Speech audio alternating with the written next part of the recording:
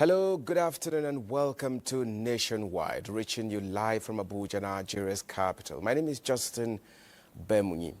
We now start from the Vatican, where Pope Leo XIV set the tone for his papacy that this Sunday with a charge to stop exploiting nature and marginalizing the poor before an audience of world leaders and tens of thousands of pilgrims.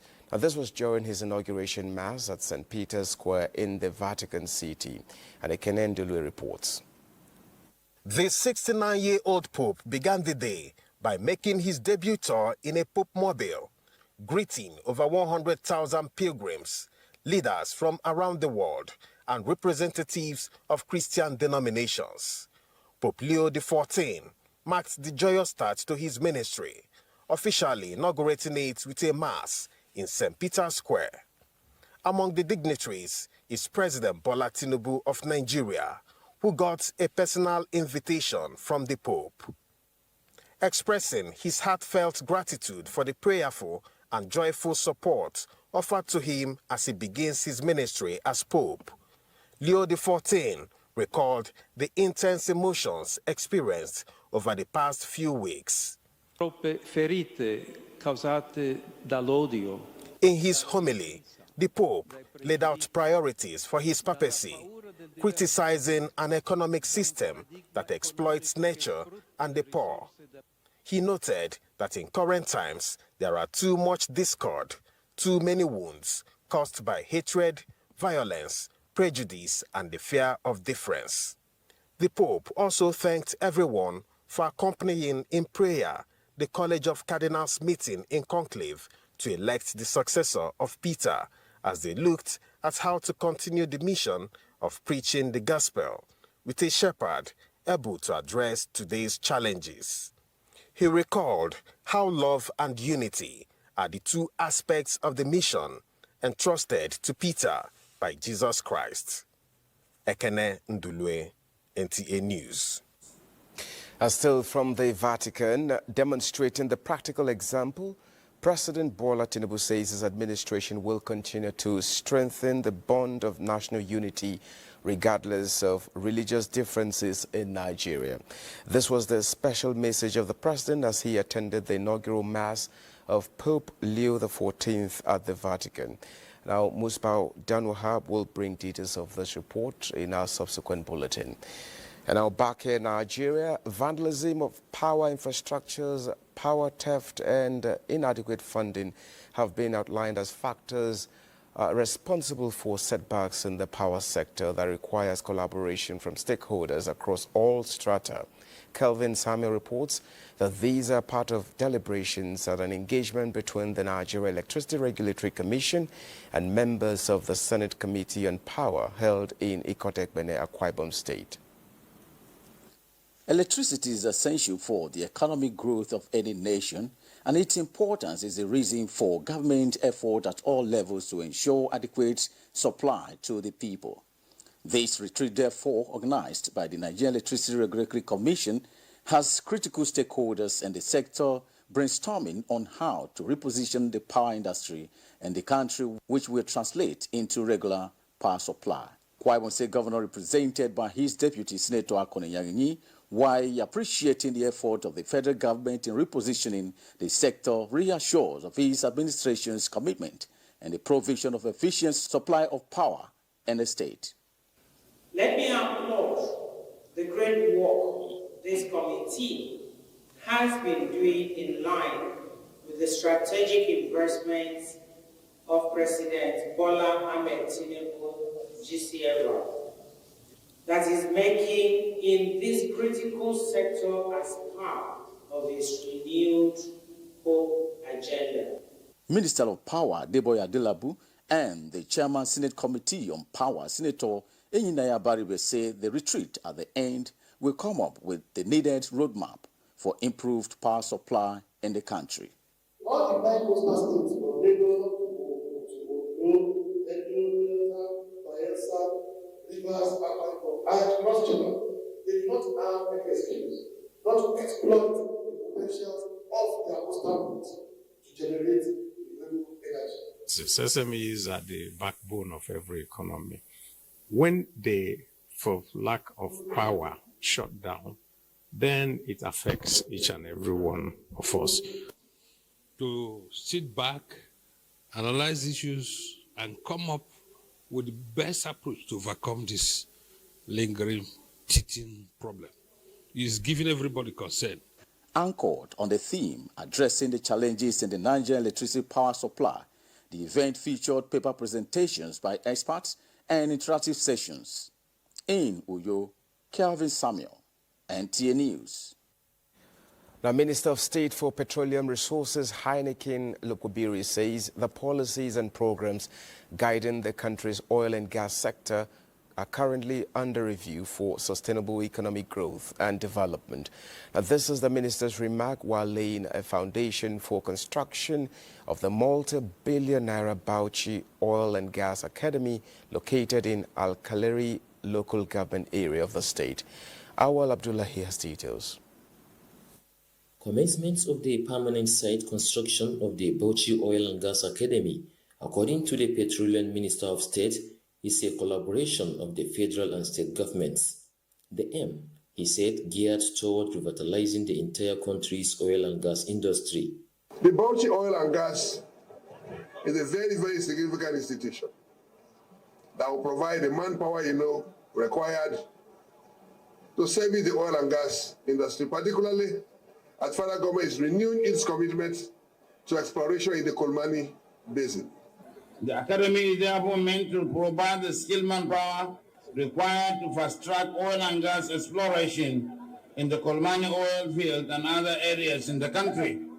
It is also an indication of our unwavering commitment to impact vocational and technical skill to our teeming youth to make them more productive in line with the economic empowerment and skill development program of our administration.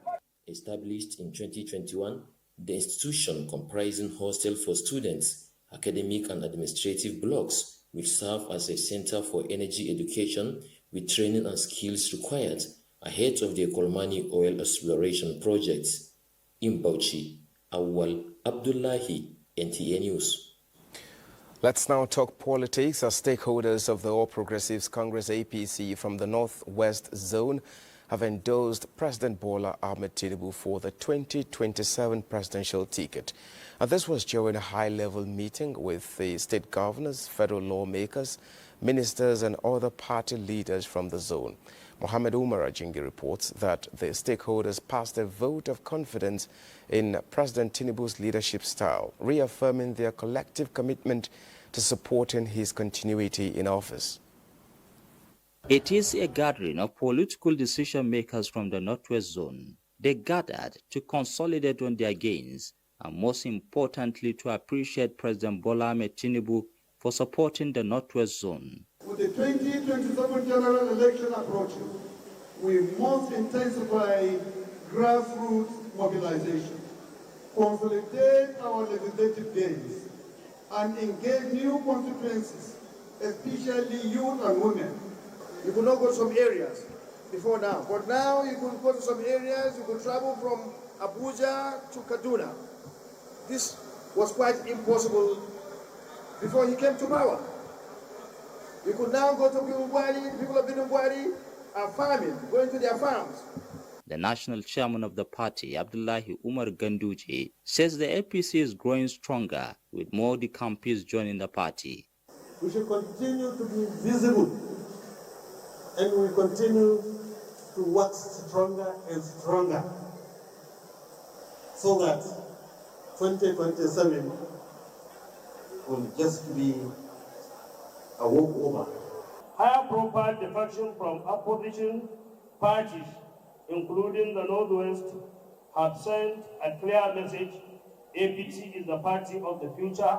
And now time to pass vote of confidence on the president to continue in office. Are we ready? Yes. Those in support of this motion say aye. Aye. Those in support say aye.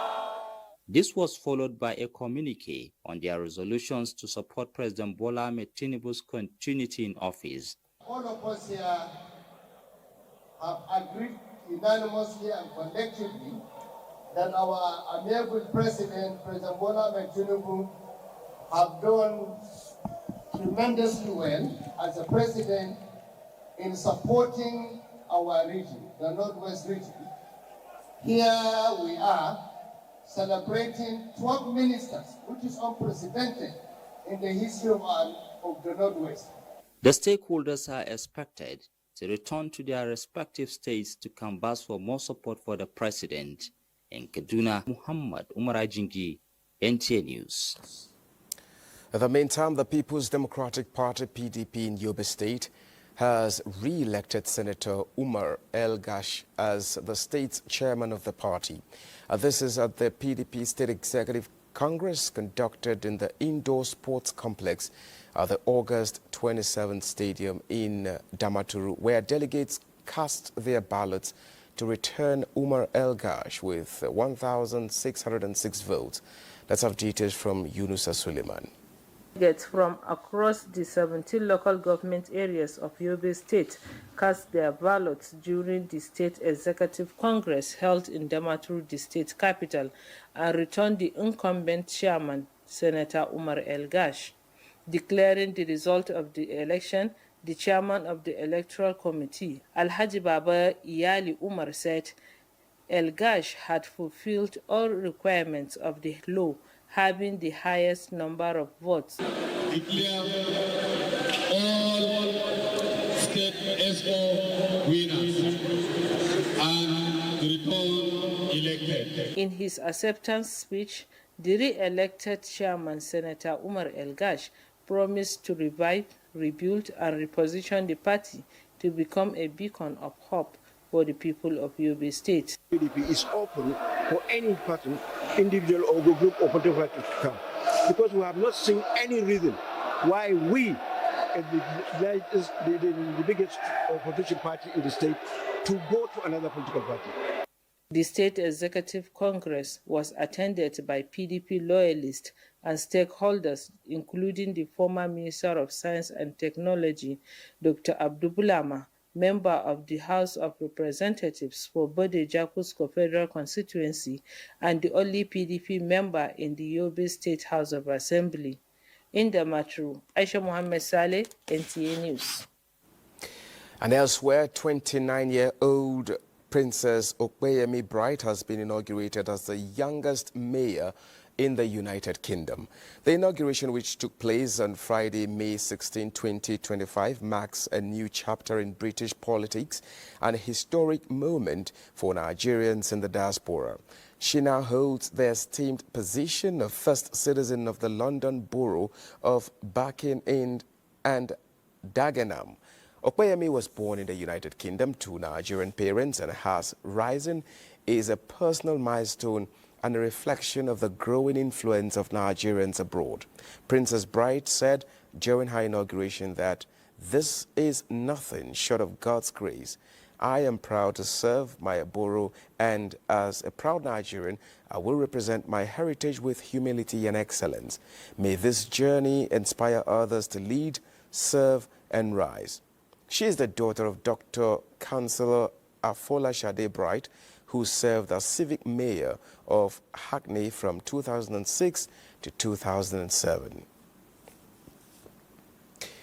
Now, in a region where security dynamics evolve rapidly, the Nigerian Air Force has charted a decisive course towards self-reliance and operational superiority through a renewed emphasis on research and development. Now, those were the words of the Chief of the Air Staff, Air Marshal Hassan Abubakar, at the Nigerian Air Force Research and Development Competition and Exhibition 2025. Defense correspondent Olajide Bello reports. For decades, the NAF relied heavily on foreign original equipment manufacturers for critical maintenance and spare parts. This dependency resulted in delayed turnarounds, increased operational costs, and vulnerability to international embargoes or logistical bottlenecks. However, under the current leadership, the NAF has recalibrated its trajectory, placing innovation, science, and local content development at the core of its strategic vision. This strategic shift has positioned the NAF not merely as a consumer of foreign technologies, but as an emerging hub for aerospace innovation within Africa. In a rapidly changing world, our ability to continue to anticipate, rapidly adapt, and innovate is imperative for the transformation of the Nigerian Air Force into an agile and resilient force that effectively meets the air power demands of national security in all operational environments. Beyond component fabrication, research and development has also enhanced the NAF's mission, planning and intelligence capabilities, as well as forging strategic partnerships. As threats evolve and technology advances, the demands for locally driven solutions becomes increasingly urgent. In an era where air power is central to both national defense and regional stability, the Nigerian Air Force is proving that self-reliance is not just an ideal, it is an achievable strategic imperative. Olajide Bedlo, NTA News. Now, Special Operations Command of the Nigerian Air Force provided a free medical outreach for about 700 people with various ailments, which is a part of activities marking the 61st anniversary of the Nigerian military formation. The gesture is a demonstration of the Nigerian Air Force commitment to service. Muazu Hassan has details. It was under the services of the 261 Nigerian Air Force Reference Hospital, Bauchi, that this basic health care was provided to Kuhu community in Bauchi local government area of Bauchi State. The medical outreach involved free consultation and medication for various ailments such as hypertension, ulcer, diabetes, and malaria, while mosquito nets were distributed to pregnant women. One day medical outreach is to give back to our neighboring communities as part of our corporate social responsibility. We've been here before to conduct a preliminary check on the community to see what their health needs are. So from what we gathered, their health needs mainly revolves around hypertension, peptic ulcer disease, and upper respiratory tract infection. The beneficiaries appreciate the gesture with a prayer for the Almighty God to continue guiding the Nigerian Air Force to success. The NAF medical outreach is aimed at fostering a sense of community partnership across the country. In Bauchi, Muaz Hassan, NTA News. In another development, the Nigerian Air Force brought much more than fighter jets and marching bands to the people of Soka, its host community on the outskirts of Abuja, with a comprehensive free medical outreach to provide essential healthcare services to residents of the community. Defense correspondent Olajide Bello reports that this is part of events marking its 61st anniversary. The outreach drew residents, young and old, eager to receive care as medical officers in crisp uniforms moved quickly but compassionately through the crowd, attending to ailments, offering vital health screenings and handing out free medications. Services ranged from general consultations, malaria testing, blood pressure and sugar level checks, eye examinations, dental care, reading glasses and treated mosquito nets were also distributed. For many in Soka, where access to quality health care can be limited, this gesture was more than charity. It was a lifeline. Yeah, I'm very happy. And this way you do that thing.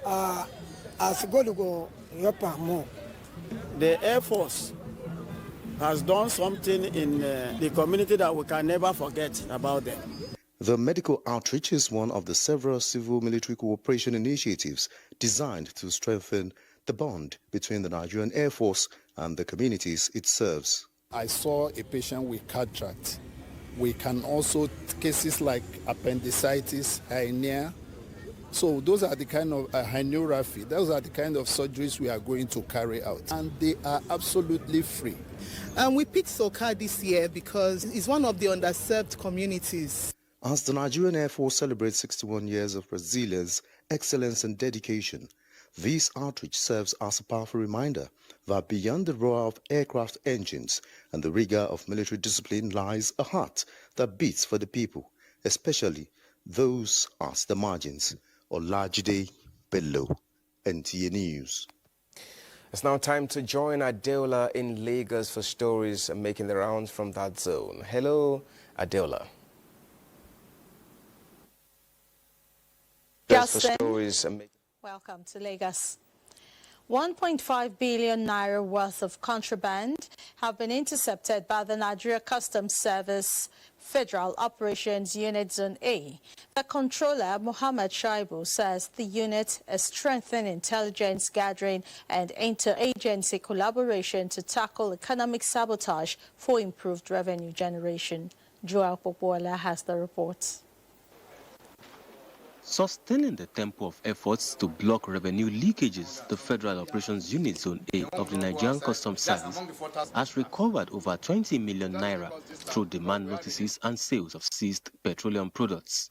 The controller, Mohammed Shaibu, says in a major landmark seizure, 7 containers loaded with prohibited items ranging from parboiled rice, used tires and other contrabands were intercepted in Lagos in the period under review. Notable seizures include 4,085 bags of foreign parboiled rice, 15 illegally imported foreign used vehicles, 82 packs of tramadol and 10 sachets per pack, 246 kilograms of cannabis sativa, 290 jerrycans of premium motor spirit, then 4 sacks of used clothing. 4 suspects were arrested in connection with the various seizures. In demonstration of the interagency synergy, the controller handed over the seized narcotics to the National Drug Law Enforcement Agency (NDLEA) and the National Agency for Food and Drug Administration and Control (NAFDAC) for further investigation. The FOU Zone A is working to ensure trade facilitation by promoting efficiency and transparency in its operations. This achievement testifies to our unwavering dedication to protecting our economy and citizens. We will continue to collaborate with sister security agencies, the border communities, to dismantle the networks engaged in illicit activities. The controller warned those indulging in illicit trade to look for a legitimate means of livelihood, as the agency is determined to sustain the anti-smuggling operations. In Lagos, Joel Bukbola, NTA News. Now to road infrastructure. The proposed repair works expected to be carried out on Oroshoki Excel Bridge has been rescheduled for a date yet to be announced. As Lagos residents eagerly await the new dates, they are calling for adequate preparations to minimize gridlock. The Oroshoki Excel Bridge serves as one of the major routes commuters use to connect from Lagos Island to the mainland and vice versa, especially those coming to Lagos from other states. Some weeks ago, the Lagos state government announced that the bridge will be partially closed for emergency repairs. These residents of the state say it's a proactive step of ensuring safety of the public. It's a good concept because that bridge is overdue for repair. Recently, the government released a statement that the repair, which was scheduled to begin on May 13 and end on September 23 this year, has now been put on hold. The Commissioner of Transport, Oluwaseun Osiyemi, stated that a new date for commencement will be made public. For motorists, proper planning before the new date of repairs is necessary to minimize traffic disruption. I believe that necessary alternative routes should be put out there for motorists so that people are not just stuck on the road and not having an idea of where to go when such projects come to play. They also say checking the activities of transport union members will help in making the process smooth. In Lagos, Bolaji Akim, NTA News. Indeed, creating awareness on road maintenance is important to enable motorists plan the routes to ply and prevent gridlock. And those are stories from Lagos. Nationwide will continue with Larry in Ibadan after this break. You are still watching Nationwide on the network service of the NTA. Welcome to Ibadan. Oyo State Governor Seyi Makinde has reaffirmed the commitment of his administration to improving healthcare access for people of the state, particularly those in rural communities. Kehinde Omolosho reports that he stated these while flagging off the first quarter of 2025 Omitutun free medical mission across the 33 local government areas of Oyo State, held at the Ibadan Northeast Local Government Secretariat. The free health mission, which has evolved over the years from free near harvest and annual free medical mission to a quarterly outreach program, aims at reducing mortality rates while ensuring timely medical care for people of the state.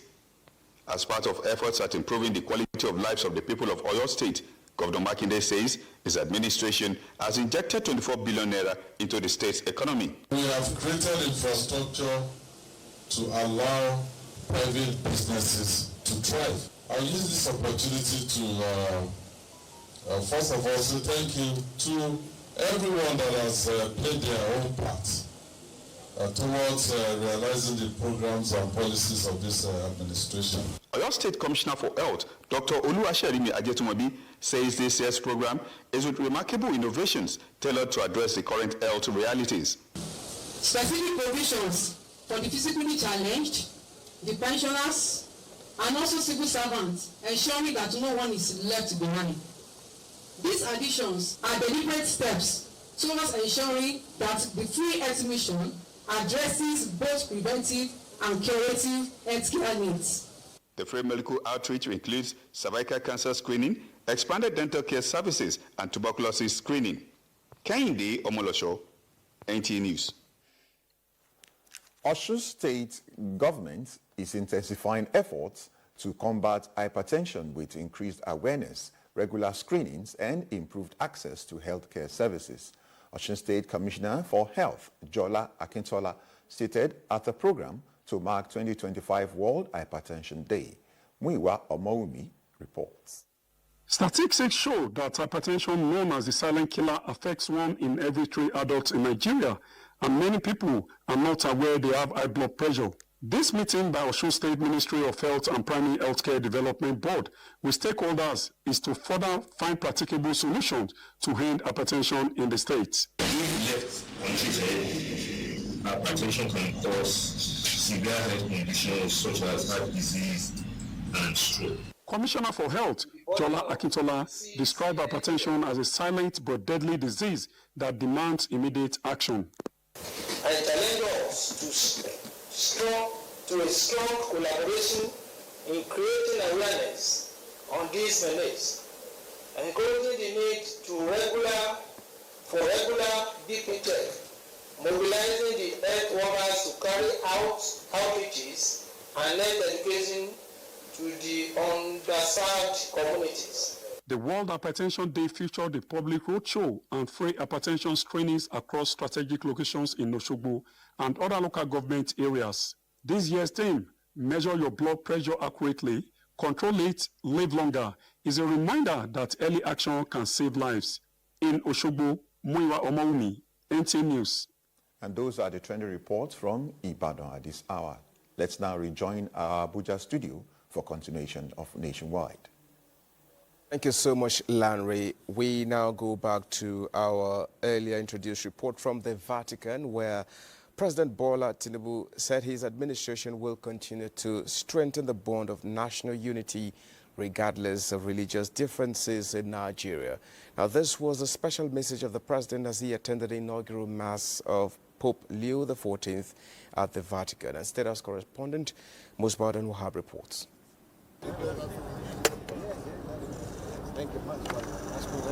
A special guest of the Pope here in the Vatican City.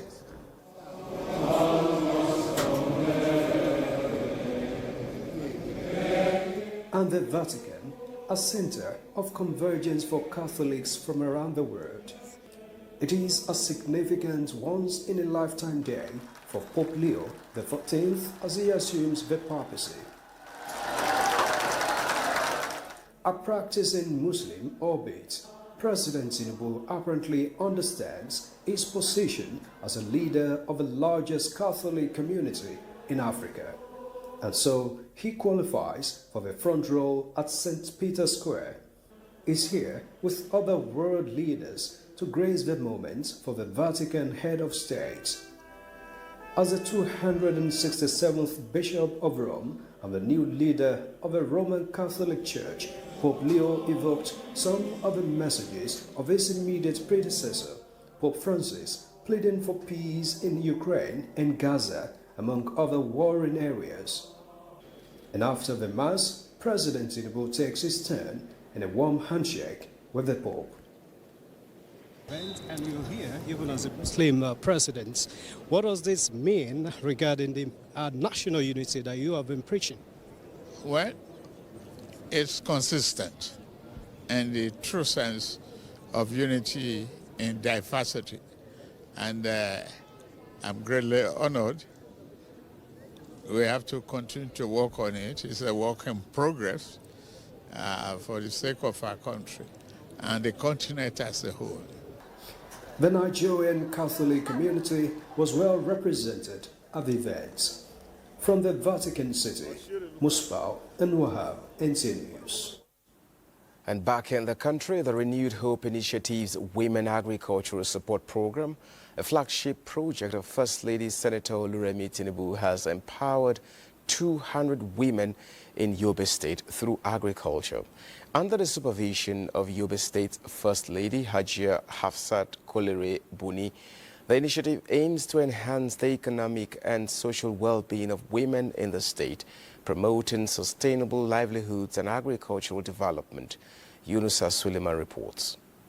Since its inception, the Renewed Hope Initiative, a flagship project of the First Lady, Senator Oluremi Tinubu, has been empowering Nigerians, particularly women, to achieve economic self-reliance. In line with this vision, 200 women farmers in Yobe State have received training and support in modern farming techniques, access to farm inputs, and market opportunities. I'm really happy. I really appreciate for their effort. They say a good leader must show a good example to their followers. They have already shown an example to us. In a video teleconference address on behalf of the First Lady, Yobe State First Lady Hajia Hafsat Kolere Buni commended the beneficiaries for their resilience and encouraged them to leverage the opportunity to create wealth and contribute to the country's agricultural development. I am truly elated by this Renewed Hope initiative of the First Lady of the Federation, Her Excellency Senator Oluremi Tinubu, our mother. We love her so much and we are happy to be doing this job for her. Together, we are building a future where every woman has the tools, the support and the confidence to succeed. The 200 trained women received support packages, including improved seeds, fertilizers, livestock feeds, and 50,000 naira each, aimed at boosting their productivity, improving their livelihoods, and driving economic growth in the state. In the Matru, Yunusa Suleiman, NTA News. Now, the National Library of Nigeria has announced plans to collaborate with the Katsina State government to maximize the benefits of the America Window project. The project, unveiled at the Katsina branch of the National Library, intends to promote reading culture through digital learning and internet utilization. Awal Haliru tells us more. The Chief Executive Officer and National Librarian, Professor Chinwe Veronica, stated this during a facility visit to Katsina, where she assessed the library's infrastructure and encouraged staff to implement the 2025-2030 strategic plan focused on youth development. Katsina State is the first to benefit from this initiative, which provides facilities to enhance reading skills. The youths need this facility where they can have access to the internet, have access to the cultural activities of the United States, and also showcase their own culture. The facilities there, they're not for staff of the National Library Katsina branch. They're not for the staff of the National Library, the whole Federation. It's solely for Katsina people. The Chief Executive of the National Library also hold interactive sessions with stakeholders, including the Commissioner for Information and Culture, Dr. Bala Salisu Zango, and the State Chief Judge to explore partnership opportunities in promoting reading skills. We want to bring those who are involved, the National Library, the Public Library, the Commissioner of Information, to begin to think inwards.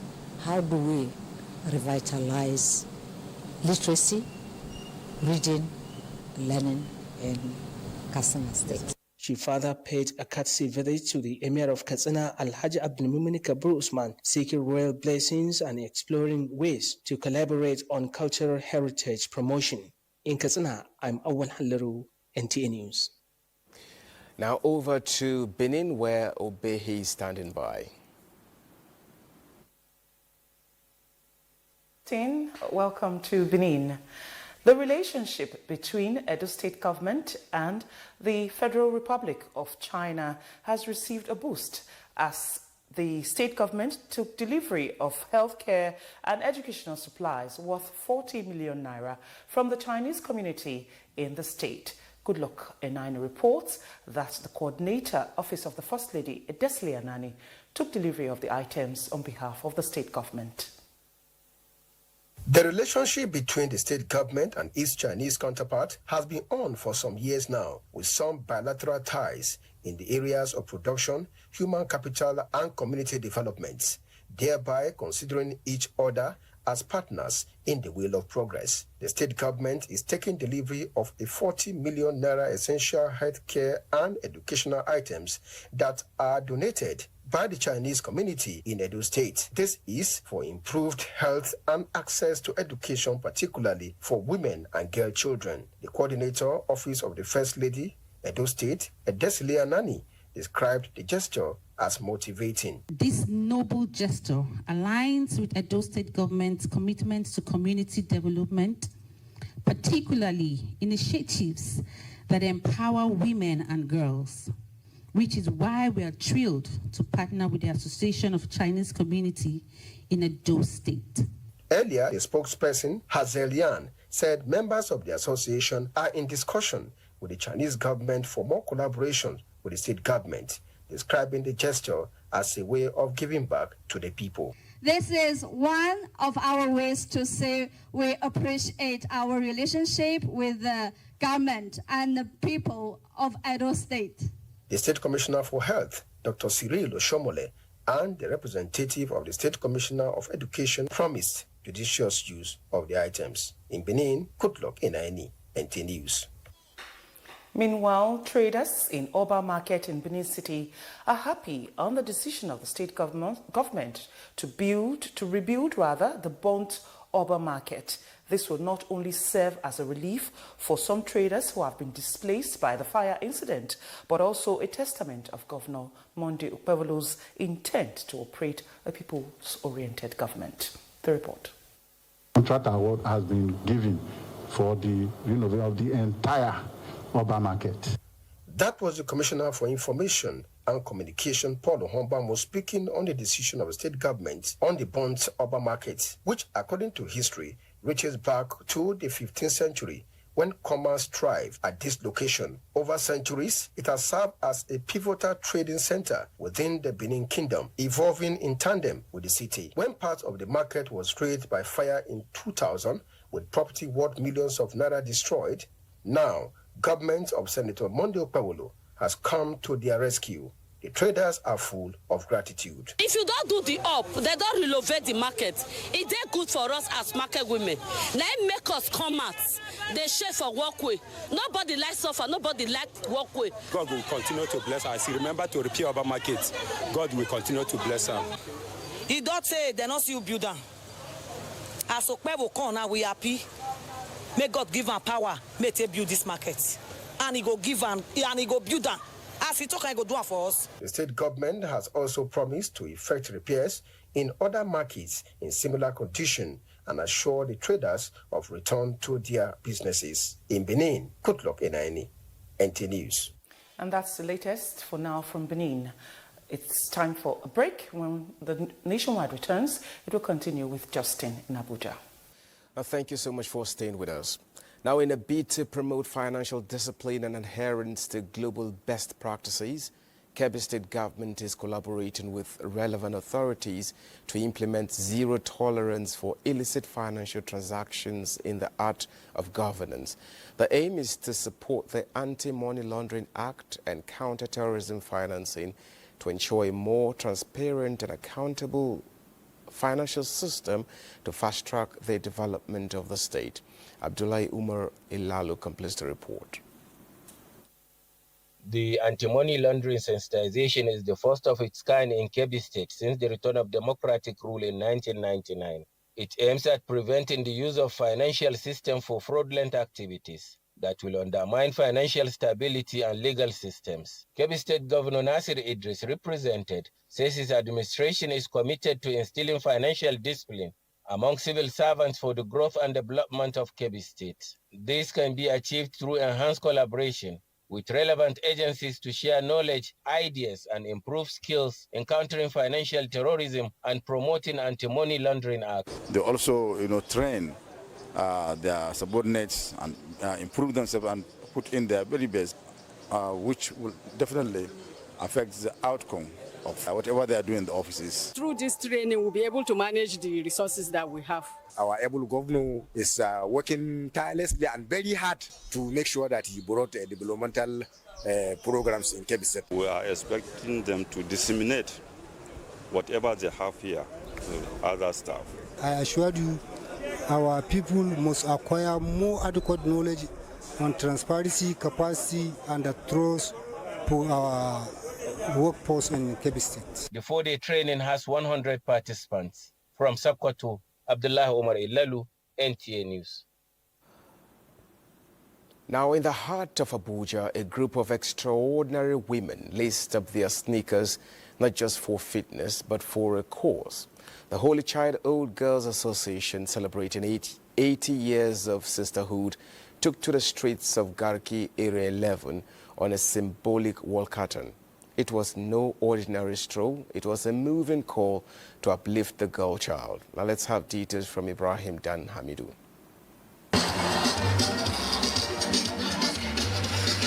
They began at NTA Domsat, marched through FCTA, waved at FCDA, then looped back step by step with purpose.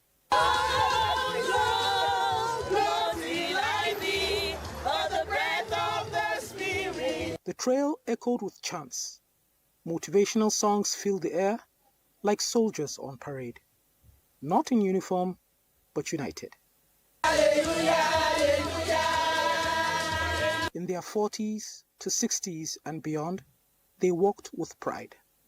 We're here creating awareness with our work to show to give back to the school, and also show our commitments that what we learned back in school, action not words, is still alive in us today. To invest in our girls. These girls are future, they're the mothers of the nation. So from the time they're small, we need to let them know that they have great potential in them and they can achieve the best in anything they decide to do. At the Domsat Arena, they didn't stop. They danced, they worked out, they inspired. What we plan to do as for advocacy is to go to secondary schools and talk to the girls, talk to them what the opportunities open to them. Holy Child College, is a girls' school, and one of the foremost Catholic girls' schools in Nigeria, I dare say. So it's just exciting all the way. Seeing all my sisters that have turned out with our brother school, the Gregorians here in Abuja, it's all exciting. From laughter to sweat, from memory to mission, the Holy Child Old Girls are proving advocacy has no age limit. In Abuja, Ibrahim Hamidu, NTA News. Now for stories trending in sports, let's join Suleiman Musa in Sports Update. All is now set for the official opening ceremony of the National Sports Festival Gateway Games 2025 in Ogun State. Vice President Kashim Shettima alongside Ogun State Governor Dapo Abiodun and Chairman National Sports Commission Shehu Diko are expected to perform the ceremony as over 10,000 athletes from 36 states of the Federation, including the FCT, compete for glory in 22nd National Sports Festival, showcasing the true Nigerian sports culture, patriotism, and unity. To football. After 4 impressive years in Spain, Nigerian forward Rasheedat Ajibade is set to leave Atletico Madrid Femenino. Ajibade, who joined the club in 2021 from Nigeria's FC Robo Queens, quickly established herself as a key player. Over her time with the Spanish side, she made 138 appearances and scoring 40 goals, playing a pivotal role in their UEFA Women's Champions League campaigns. Atletico Madrid confirmed her departure on Saturday. During her stint with the club, Ajibade helped the team secure 2 league titles, a Supercopa de España and a Copa de la Reina. To table tennis, the 2025 ITTF World Table Tennis Championships officially got underway on Saturday in the city of Doha, Qatar, with Nigeria making an early impression in the singles and mixed doubles events. This prestigious global tournament features over 300 athletes from more than 70 member associations competing across 5 categories. In one of the standout matches of the opening day, Nigeria's Olajide Omotayo and Kabirat Ayola deliver a top-notch performance in the mixed doubles as they edge out Egypt's Mahmoud Helmi and Hendi Fati in a 5-game thriller, winning 3-2 to advance to the second round. And finally, Nigeria's Favour Ofili has set a new world record in the women's 150 meters race at the Adidas Atlanta City Games, clocking a time of 15.85 seconds. She becomes the first woman in history to run the event under 16 seconds, breaking the previous world record of 16.23 seconds by Shone Miller from 2018. Amusan finished second in Heat 2 of the women's 100-meter hurdles and have advanced into the final of the Adidas meet, while Jamaica Kranugent came third. With sports update, Suleiman Musa, NTA News. This is where Nationwide ends. Thank you so much for being a part of it. My name is Justin Bemu. You do have a wonderful day.